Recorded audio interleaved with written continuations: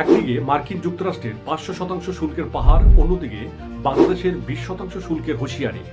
তবে কি ভারত এবার বিশ্ব বাণিজ্যের এক কঠিন গোলকধাঁধায় আটকে যাচ্ছে? ঘটনার শুরু যখন মার্কিন যুক্তরাষ্ট্র ভারতীয় কিছু পণ্যের উপর 500% পর্যন্ত শুল্ক আরোপের ঘোষণা দেয়।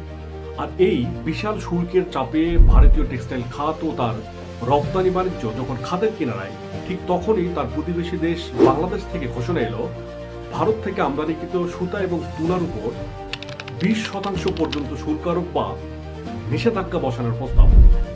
বাংলাদেশের পোশাক খাত বিশ্বের বৃহত্তর পোশাক রপ্তানিকারক দেশগুলোর মধ্যে অন্যতম হলেও ভারতীয় সুতা এবং তুলার সবচেয়ে বড় ক্রেতা ছিল বাংলাদেশ, যা ভারতের সুতা তুলা রপ্তানির মোট 45 থেকে 50% সরাসরি বাংলাদেশ আমদানি করে থাকে।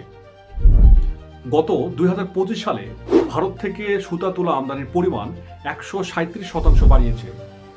কিন্তু এই নতুন শুল্ক নীতি কার্যকর হলে বদলে যেতে পারে এর পুরো সমীকরণ। হিন্দুস্তান টাইমসের এক প্রতিবেদনে বলা হয়েছে, বাংলাদেশ ভারতের উপর শুল্ক আরোপের পথে। আর এই সম্ভাব্য পদক্ষেপ ভারতের সুতা শিল্প এবং কৃষকরা সবচেয়ে বেশি ক্ষতিগ্রস্ত হতে পারে, কারণ বাংলাদেশই একমাত্র ভারতের সুতা এবং তুলার সবচেয়ে বৃহত্তম বড় বাজার। কিন্তু কেন এই সিদ্ধান্ত? বিশ্লেষকরা বলেছেন, নিজেদের আভ্যন্তরীণ বাজার রক্ষা এবং ভারতীয় পণ্যের উপর অতিরিক্ত নির্ভরতা কমাতে এই কঠোর অবস্থানে গিয়েছে বাংলাদেশ। তবে প্রশ্ন থেকে যায়, 500% মার্কিন শুল্ক চাপে টালমাটাল ভারত কি বাংলাদেশের এই 20% শুল্কের চাপ সামাল দিতে পারবে? অবশ্যই কমেন্টস করে জানাবেন।